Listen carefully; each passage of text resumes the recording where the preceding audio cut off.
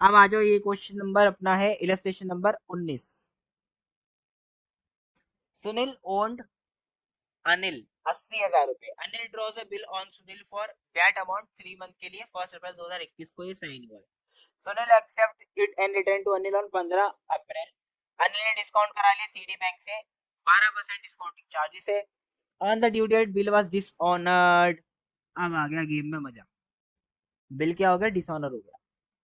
Dishonour का मतलब क्या होता है भाई? एक इंसान ने दूसरे इंसान से बोला, जो इंसान ड्रॉर कहलाता है, उसने ड्रॉ ई से बोला कि भाई मुझे पैसे दे दो, मैंने तुम्हें सेल करी है। ड्रॉई ने बोला I don't have money but लो, कुछ मैं आपको दे रहा हूँ। उसने बोला क्या है ये कुछ? तो उसने बोला कस्मे वादे। उसने बोला सब कस्मे वादे क्या होते हैं? ये तो आप सभी को पता है, झूठे होते हैं। लेकिन उसने बोला झूठे नहीं है, इसको मैं लीगलाइज कर देता हूँ। लीगलाइज करने के लिए मैं एक डॉक्यूमेंट साइन करके दूंगा, जो मेरे कस्म वादों का क्या कर देगा? लीगल कर देगा। इन केस मैंने ये प्रॉमिस तोड़ा, ये वादा तोड़ा, ये कसम तोड़ी, तो आप मेरे पर क्या कर सकते हो? केस कर सकते हो। उसी डॉक्यूमेंट का नाम बिल ऑफ एक्सचेंज है। तो सीडी बैंक से इसने डिस्काउंट करा लिया। इसके बाद 12% का डिस्काउंटिंग चार्जेस, ड्यू डेट के ऊपर क्या हुआ? बिल डिसऑनर हो गया। तो इसने हालांकि लीगलाइज भी करा लिया, फिर भी अपना अपनी कसम क्या कर दी? तोड़ दी। हमें पता है कसमें वादे झूठे ही होते हैं, चाहे कोई लीगलाइज करा ले, चाहे प्रधानमंत्री बोल दे, झूठे ही होते हैं भाई। तो इसलिए डिसऑनर हो गया। बिल डिसऑनर का मतलब बेइज्जती करना। भाई ऑनर्ड पर्सन कौन होता है? इज्जतदार आदमी। डिसऑनर्ड मतलब बेइज्जती करना। तो उसने आपकी बेसिकली बिल ऑफ एक्सचेंज क्या होता है? Bill of exchange is a basically order of payment. ये एक ऑर्डर होता है, एक ऑर्डर दे रहे हो आप पेमेंट के लिए। तो अगर आपने पेमेंट के लिए ऑर्डर दिया वाई को, जैसे यहाँ पे वाई तो नहीं है, यहाँ पे कौन है? सुनील एड्रॉई। तो आपने सुनील को 3 महीने बाद ऑर्डर टू पे बोला, सुनील ने बोला मैं नहीं देता, तो उसने आपकी ऑर्डर की अवहेलना कर दी, बेइज्जती कर दी, इसलिए इसको डिसऑनर बोलते हैं। Noting charges 100। नोटिंग चार्जेस कौन पे करता है? नोटिंग चार्जेस पे करता है होल्डर ऑफ द बिल, ये बात याद रखना।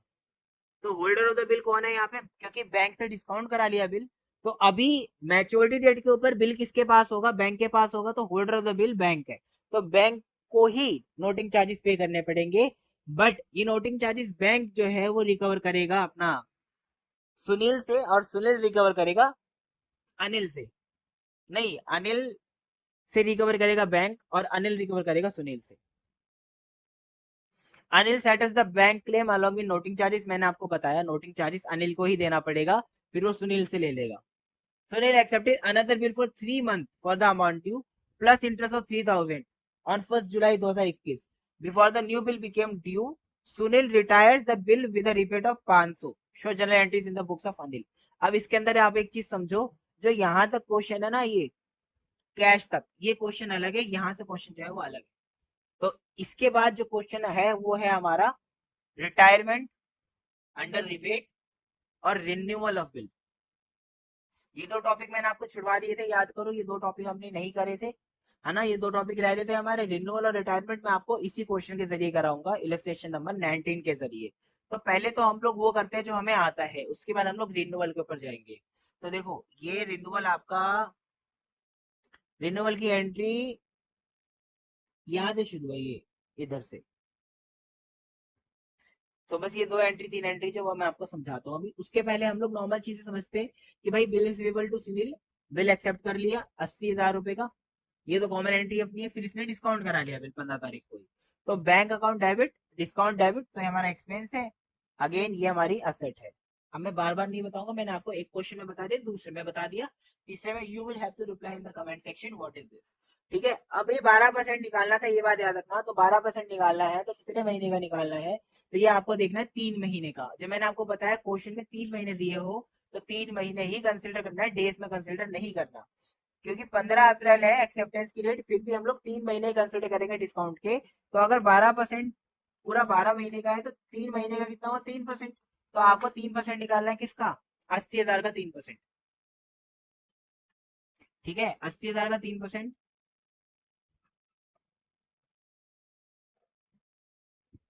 80,000 का 3% निकालना है मेरे भाई। और इसमें जो क्वेश्चन में दे रखा है, ये जादू है, नशा है, बेताबियाई है इन्हें।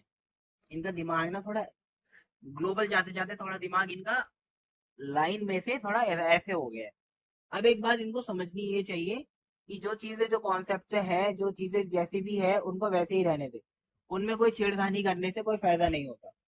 तो आपको पता है जब क्वेश्चन में ही वो 3 महीने बोल रहा है तो आप दिन क्यों गिन रहे हो? 2.5 महीने, व्हाट इज 2.5 महीने? 2.5 महीने किस हिसाब से ले लिया आपने? अगर वैसे भी देखा जाए दिन के हिसाब से भी तो 15 दिन ही तो है, 15 दिन है ना। अब ये महीना कौन सा है? अप्रैल का महीना है। क्या आपने देखा कितने दिन रिमेनिंग थे? बाकी महीनों को आपने कंप्लीट ले लिया। तो ये एक बात आपको समझने की, इंस्टीट्यूट का तरीका हमेशा ठीक नहीं होता, ये 2.5 महीना रॉन्ग है। आपको 3 महीने का डिस्काउंट चार्जेस पे करना पड़ेगा, 2.5 महीने का नहीं करना पड़ेगा। देखो इसमें क्या है सर, दो बातें हैं। अगर हम लोग बिल की डेट ड्रॉइंग से कैलकुलेट करते हैं और एक एक्सेप्टेंस से करते हैं, मैंने आपको दोनों चीजें बताई हुई हैं। एक्सेप्टेंस से किस बिल की डेट हम लोग काउंट करना शुरू करते हैं? सर ऐसी डेट जिसमें हम लोग पेमेंट बेसिस पे जो होते हैं बिल उसको, और ड्राइंग बेसिस पे हमारे नॉर्मल बिल जो होते हैं उसको। तो मैंने आपको बताया था पेमेंट बेसिस पे मतलब ऐसे बिल जिसकी स्पेसिफाइड डेट नहीं होती, मतलब मैं कभी भी पैसे मांगूंगा तो आपको देना पड़ेगा। तो मैंने आपको जब ड्यू डेट वाला लेक्चर कराया था, मैंने उसमें आपको बताया था कि जब भी हम लोग ऐसी किसी बिल की बात करते हैं जिसमें स्पेसिफाइड डेट के ऊपर पेमेंट हमें नहीं करनी है, मतलब ऐसा मतलब नहीं होता उसमें लिखा हुआ कि 3 महीने बाद पेमेंट करनी है, ऐसा बिल को एक्सेप्टेंस से काउंट नहीं करते मेरे भाई। गलत कर रखा है किताबों में, किताबों का दिमाग चल चुका है। आपको ये बात समझनी है कि ऐसे बिल जिनकी डेट पहले से तय होती है, जिनकी डेट पहले से तय होती है उनकी ड्यू डेट, उनकी ड्यू डेट जो है वो एक्सेप्टेंस से नहीं, जिस दिन ड्राइंग होती है बिल की उसी दिन से कैलकुलेट की जाती है, ठीक है। लेकिन यहाँ पे ड्यू डेट की बात नहीं है, डिस्काउंटिंग की बात है। लेकिन फिर भी 2.5 महीने लेना कंसिडरेबल नहीं है। फिर भी अगर आपके इंस्टीट्यूट ने लिया है तो आपका इंस्टीट्यूट ही आपको मार्क्स देने वाला है एट द एंड, तो मैं ये नहीं बोलूंगा कि आप इंस्टीट्यूट को फॉलो नहीं करो, ठीक है। तो आपको एक बात याद रखनी है कि देखो अभी इन्होंने इस क्वेश्चन में इस तरह करा है, किसी और क्वेश्चन में किसी और तरह करेंगे, तो इनका कुछ पक्का नहीं रहता है। इसलिए मैं बोल रहा हूँ इन्होंने क्या समझ के किया है क्वेश्चन, वो भी मैं आपको समझा देता हूँ।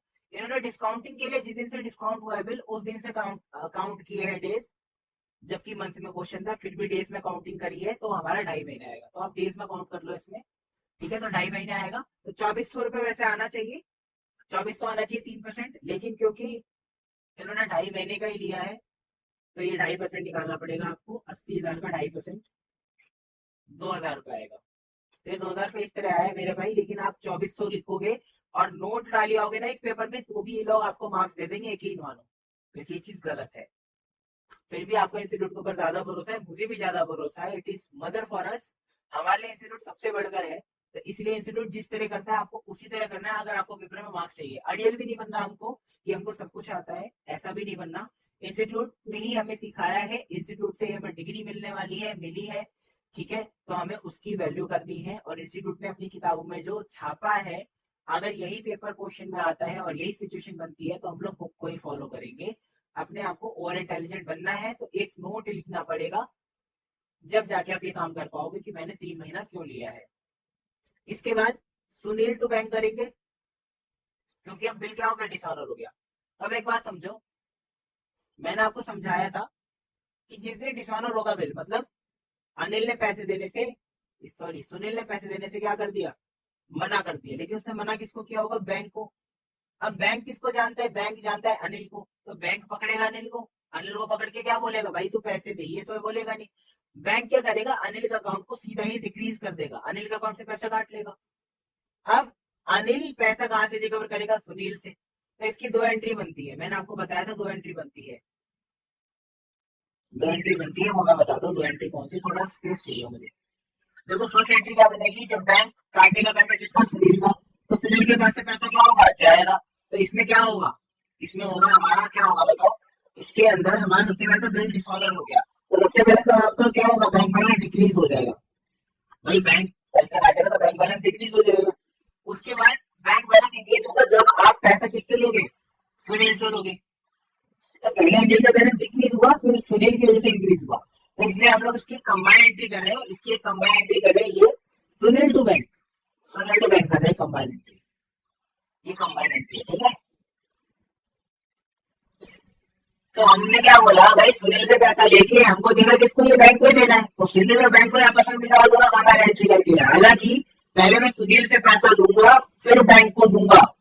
हालांकि क्योंकि सुनील और बैंक आपस में एक दूसरे को नहीं जानते, बट जनरलिटी के पर्पज से, अपना काम कम करने के पर्पज से हम लोग एटलीस्ट को क्या कर रहे हैं, कंबाइन कर रहे हैं। इसके बाद यहाँ पे bank account debit to cash account 80,100 रुपए, ये हमने बैंक को पेमेंट कर दिया, ठीक है। अब ये वाला जो यहाँ पे है एंट्री 80,100 रुपए का, ये एंट्री यहाँ से, अब हम लोग यहाँ से अगला पार्ट देखते हैं। देखो अगला जो सिनेरियो है वो है रिटायरमेंट, रिबेट और रिन्यूअल। आपको एक चीज समझनी पड़ेगी, रिटायरमेंट और रिन्यूअल होता क्या है। थोड़ा खाली यहाँ पे मिल गया, चलो देखो, जब एक पार्टी ने बिल लिखा दूसरी पार्टी के ऊपर, दूसरी पार्टी ने पेमेंट देने से इनकार कर दिया, तो क्या ऑप्शन है। सबसे पहले तो ऑप्शन है कि हम लोग उसके ऊपर केस करें, तो केस करने के बाद क्या ऑप्शन आएंगे, या तो पैसे देगा या तो पेमेंट देगा। अगर वो पेमेंट देने से तैयार हो जाएगा तो वो बोलेगा भाई ये बिल तो खत्म हो गया, तो न्यू बिल बनाओ। क्या बनाओ, न्यू बिल। समझ में आ रहा है आपको। भाई मैंने एक बिल परचेज बनाया था 3 महीने का, एक स्पेसिफिक डेट के लिए बनाया था, जब वो स्पेसिफिक डेट खत्म हो गई तो उसके बाद वो बिल भी क्या हो गया, खत्म हो गया। तो अब मुझे न्यू बिल बनाना पड़ेगा अगर इसके लिए पेमेंट करना चाहता है। मैं जो बिल बनाऊंगा प्लस उसके साथ क्या होगा,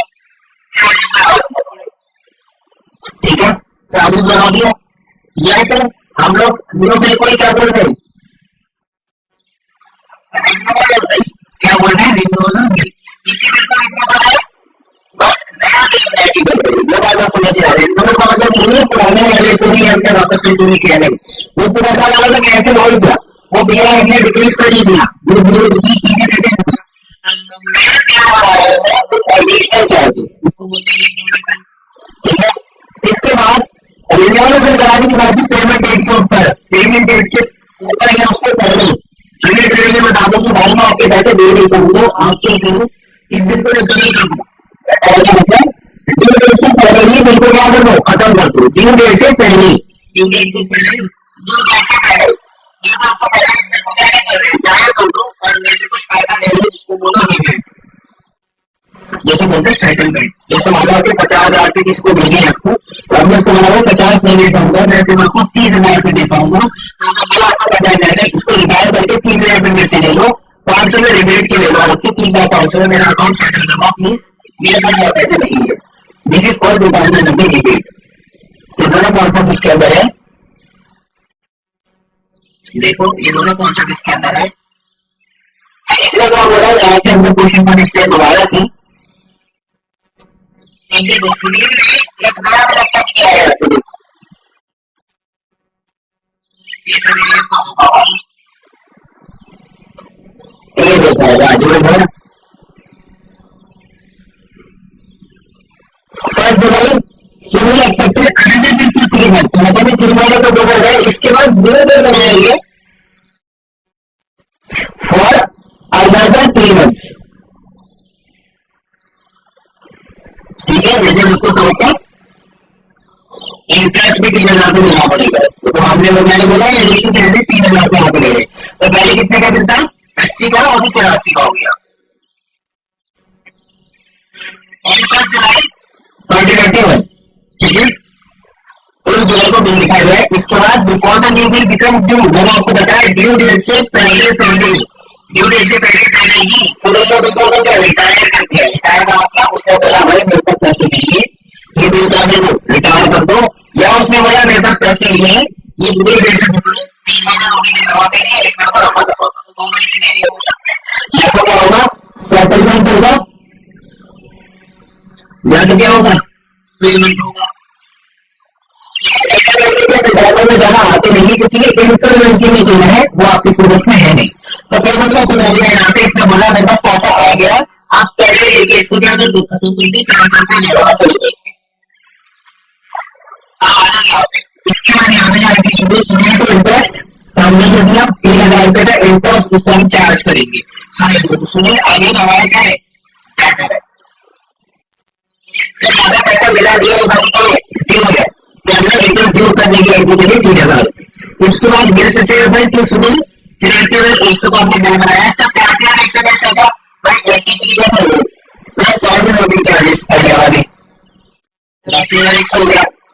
अब इसके बाद अपना बैंक अकाउंट लिमिट मिल गया अपने को 500 रुपए, 83,100 हम लोगों को पूरा मिल गया।